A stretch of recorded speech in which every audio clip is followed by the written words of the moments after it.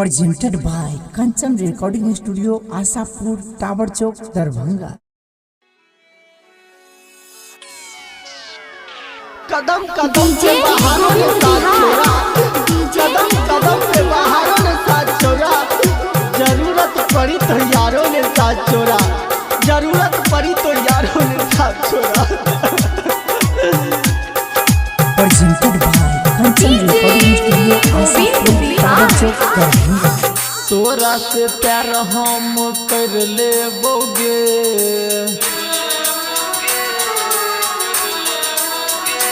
हाँ तोरा से प्यार हम कर ले बोगे, छोड़ जबही तो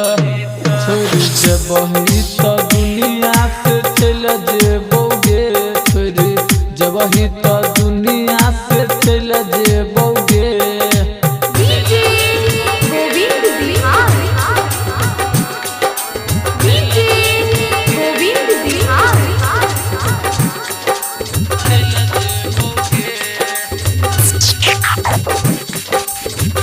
पाँच मिनट जब रहतो सास गे, देखेला ओई है जान हमर लाश गे,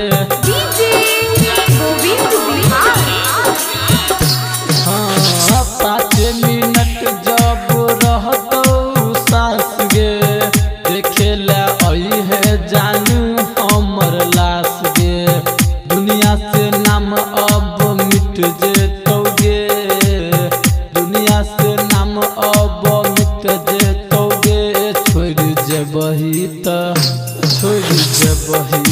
दुनिया से चल जेबोगे, छोड़ जबही तो दुनिया से चल जेबोगे। DJ Govind Bihar, DJ Govind Bihar,